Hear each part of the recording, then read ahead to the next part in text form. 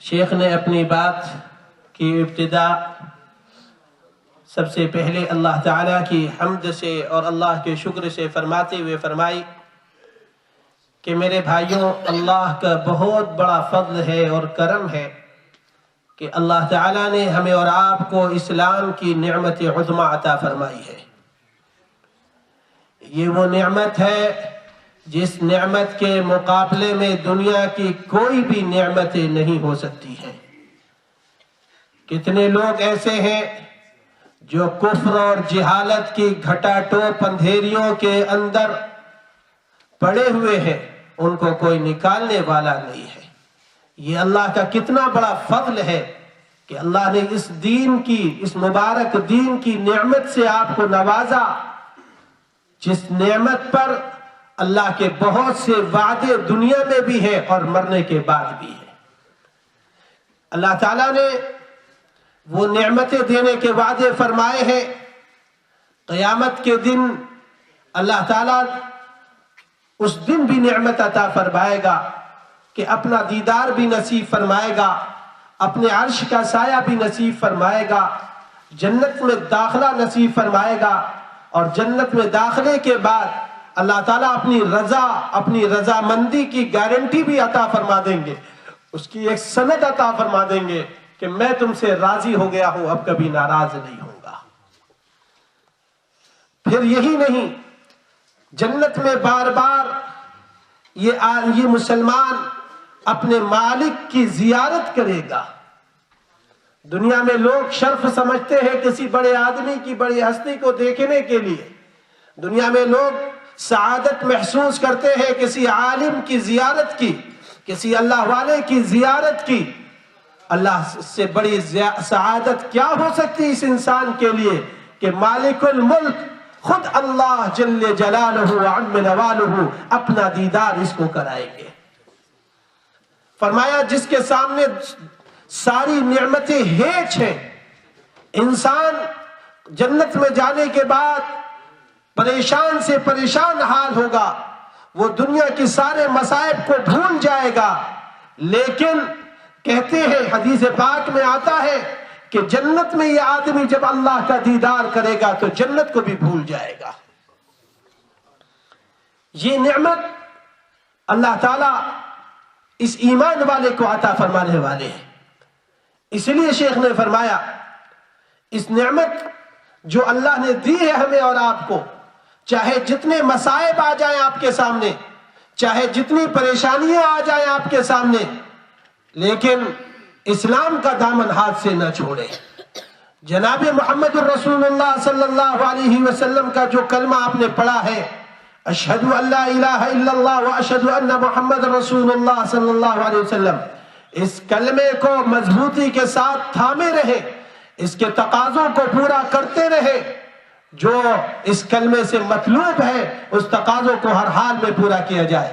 مصائب آئیں، پریشانیاں آئیں تو یہ سمجھ لیجئے کہ ایمان والے کو جب بھی کوئی مصیبت آتی ہے، وہ مصیبت بھی اس کے لیے خیر کا سبب بن کر آتی ہے۔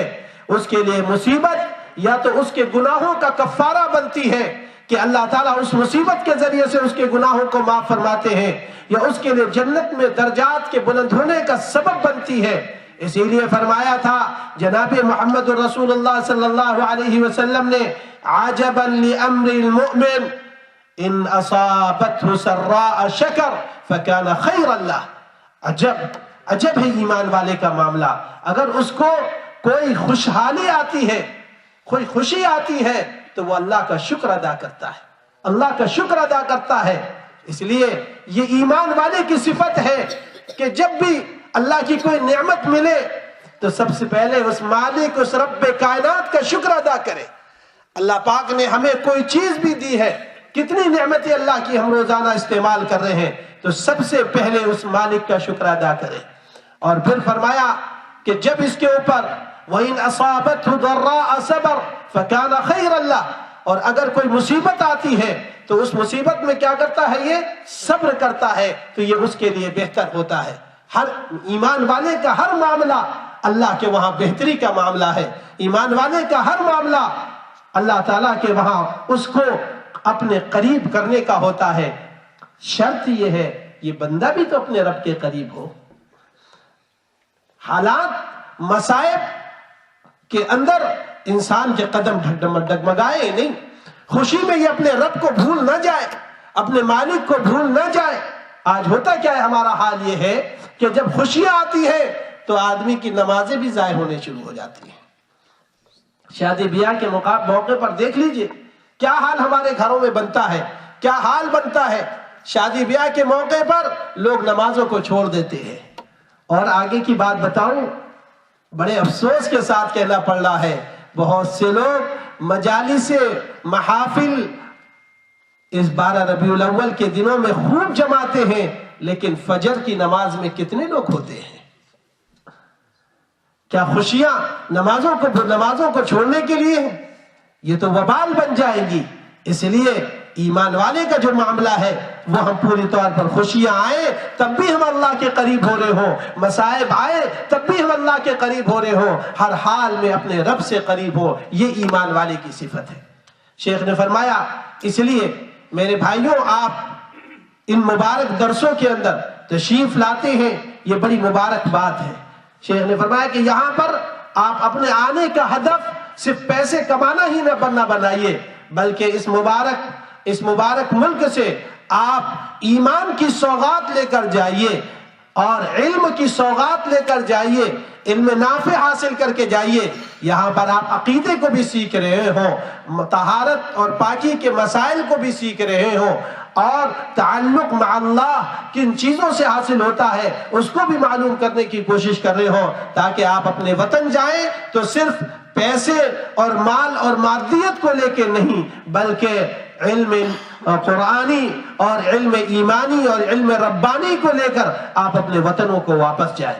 یہ اصل آپ کا ہدف ہونا چاہیے اور یہ اصل آپ کی مراد ہونی چاہیے کہ ہم یہاں آئے ہیں اس ملک میں تو اس ملک سے صرف ہم ایک پیسے کمانے کی فکر کو لے کر نہ جائیں، بلکہ یہاں سے علم بھی ہے. اور یہ مواقع ملے ہوئے ہیں، یہاں پر قرآن کے حلقے بھی ہیں، یہاں پر جو لوگ قرآن سیکھنا چاہتے ہیں وہ ہر روزانہ یہاں پر مغرب کے بعد قرآن کے بھی حلقے ہیں. تفسیر سیکھنا چاہے تفسیر سیکھ سکتے ہیں، ترجمہ سیکھنا چاہے قرآن کا ترجمہ سیکھ سکتے ہیں. تو شیخ کی جو مراد تھی وہ یہی تھی کہ آپ ان مبارک مجالس سے اور یہاں پر جو علمی دروس اور محاضرات اور جتنی بھی چیزیں ہو رہی ہیں اس سے فائدہ اٹھائیے، اور اس کے لیے آپ کو اس سے زیادہ ضرورت ہے جتنی آپ کو مال کی ضرورت ہے، جتنی آپ کو کسی اور دیگر چیزوں کی ضرورت ہے. اسی لیے شیخ نے فرمایا کہ آپ لوگ اپنے مسائل کو بھی، جیسے بھائی نے کافی مسائل کو اپنے رکھا اور اس سے کافی استفادہ ہوا، کہ اپنے مسائل کو پوچھئے، لکھ کر لائیے. اگر جواب دے سکتے ہوں گے ملکی جو یہاں پر درس دے رہا ہے تو وہ دیں گے، نہیں تو پوچھ کر آپ کو بتایا جائے گا، تاکہ ہم اپنے دین پر علم اور بصیرت کے ساتھ میں عمل کر سکیں، ہم معرفت کے ساتھ میں عمل کر سکیں. اس لیے کہ اصل دین کا علم جو دین ہمارے اوپر فرض ہے اس کا علم بھی ہمارے اوپر فرض ہے. اس کے بعد میں زیادہ وقت نہیں لیں گے شیخ، چونکہ آج تاخیر کافی ہو گئی ہے.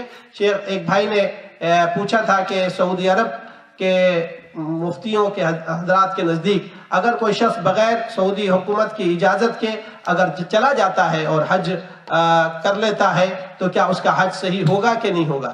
شیخ نے فرمایا کہ حج تو صحیح ہو جائے گا، لیکن وہ اس معاملے میں ضرور گنہگار ہوگا کہ اس نے یہاں کے ولاۃ الامور کی اور یہاں کے جو امیر ہیں اور جو حکام ہیں ان کی نافرمانی کی، کیونکہ قرآن کا حکم ہے یا ایھا الذین آمنوا،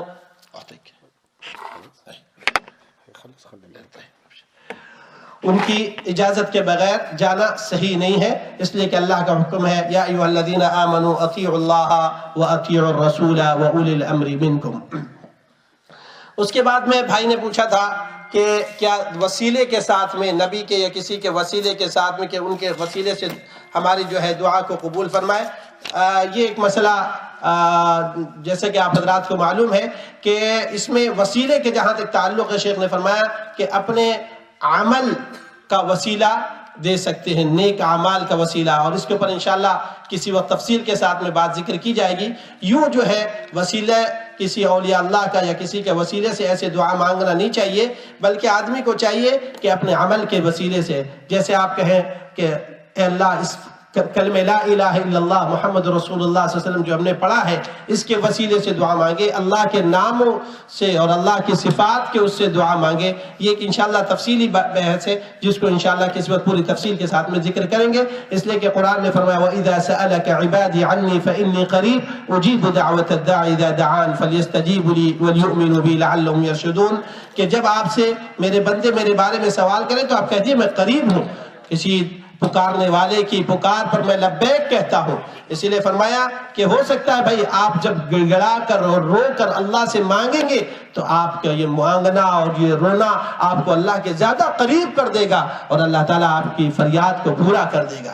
اسی طور پر بھائی نے پوچھا تھا کہ کیا ہاتھوں کو اٹھا کر دعا مانگنے کا ثبوت کس حد تک ہے؟ ہاتھوں کو اٹھا کر دعا مانگنا، مستقل اس کی عادت بنانا، اس کے بارے میں شیخ نے فرمایا کہ وہ چیز ثابت نہیں ہے۔ اور دوسری بات یہ ہے کہ نماز کے بارے میں دبر الصلاۃ کہا گیا ہے کہ نماز کے اخیر میں، نماز کے پیچھے میں یعنی نماز کے اخیر میں، اس لیے علماء فرماتے ہیں کہ تشہد اخیر کے اندر دعا کی کثرت کرنا چاہیے، یہ دبر صلاۃ ہے۔ باقی جو ہے اس کے بعد ذکر اور اذکار کی پابندی کرنی چاہیے، عام طور پر لوگ ذکر کی پابندی نہیں کرتے۔ جہاں تک کہ شیعوں کے متعلق سوال تھا تو شیخ نے فرمایا کہ رافضی جو شیعہ ہے وہ ان میں مختلف درجات کے ہیں۔ اگر کوئی شخص حضرت علی رضی اللہ تعالیٰ عنہ کو الہ کا درجہ دیتا ہے یا حضرت عائشہ رضی اللہ تعالیٰ عنہ کے اوپر اتہام لگاتا ہے اور یا حضرت علی رضی اللہ تعالیٰ عنہ کو افضل قرار دیتا ہے محمد رسول اللہ صلی اللہ علیہ وسلم سے، ایسے عقائد اگر جو شخص رکھتا ہے تو یقیناً اسلام کے دائرے سے خارج ہے اور وہ کافر ہے۔ لیکن ہم عام لوگوں کو مطلق ایسے جو ہے نہیں کہیں گے جب تک کہ اس کے عقیدے کو معلوم نہ کر لے، اس لیے کہ شیعوں کے عقائد مختلف فرقے ہیں اس میں اور ان کے عقائد الگ الگ ہیں۔ لیکن عام طور پر یہ جو ان کے علماء یا جو ان کے وہ لوگ ہیں جو عقیدے کو جانتے ہوئے بھی پھر اس میں یقیناً وہ دائرہ اسلام سے خارج ہیں، اور وہ اس لیے آپ حضرات کو اس معاملے میں بہت ہی احتیاط کا پہلو اختیار کرنا چاہیے۔ ایک سوال یہ تھا کہ اہل حدیث کے بارے میں کہ ہم کسی ائمہ اہل حدیث کا فرقہ کیا ہے کہ یا جو یہ کہتے کہ ائمہ کی تقلید جائز نہیں، شیخ نے فرمایا بالکل غلط بات ہے، ائمہ کی تقلید کریں۔ آپ جو شخص یہ کہہ رہا ہے کہ ہم فلاں اہل حدیث ہیں اور حدیث سے ہی لیتے ہیں تو وہ کیا عام آدمی ان کا خود سے وہ پورے مسائل کا استنباط کر سکتا ہے؟ نہیں کر سکتا ہے، بلکہ وہ مسائل کو کس سے لے گا؟ کسی عالم سے ہی لے گا۔ تو آپ کا جو عالم ہو، آپ جو معتمد مستند عالم ہو اور جو واقعی علم بھی رکھتے ہوں، صحیح علم رکھتے ہوں، آپ ان سے اپنے مسئلے کو لیجئے اور ان سے اپنے مسائل کو پوچھیے، چاہے وہ امام ابو حنیفہ رحمۃ اللہ علیہ کے ماننے والے ہوں، چاہے امام مالک کے ہوں، امام احمد بن حنبل اور شافعی کے ہوں، اور یہ سارے کے سارے ائمہ حدیث بھی ہیں۔ یہ صرف ائمہ فقہ نہیں تھے بلکہ ائمہ حدیث بھی تھے۔ امام احمد بن حنبل رحمۃ اللہ علیہ کو دیکھیے، امام شافعی، امام مالک اور امام ابو حنیفہ رحمہ اللہ جمیعاً سارے کے سارے یہ ائمہ حدیث بھی تھے، لہٰذا یہ بات کہنی یہ بالکل غلط ہے۔ اللہ تعالیٰ ہمیں اور آپ کو ان مبارک درسوں سے استفادے کی توفیق عطا فرما دے۔ آئندہ ہفتے بھائی بہت اہم درس ہے، اور اس کے بعد جو سلسلہ چل رہا تھا قیامت پر ایمان کا، اس کے متعلق انشاءاللہ درس ہوگا۔ اللہ تعالیٰ ہمیں اور آپ کو عمل کہنے سننے زیادہ عمل کی توفیق نصیب فرمائے۔ وصلی اللہ وسلم علی نبینا محمد وعلی آلہ۔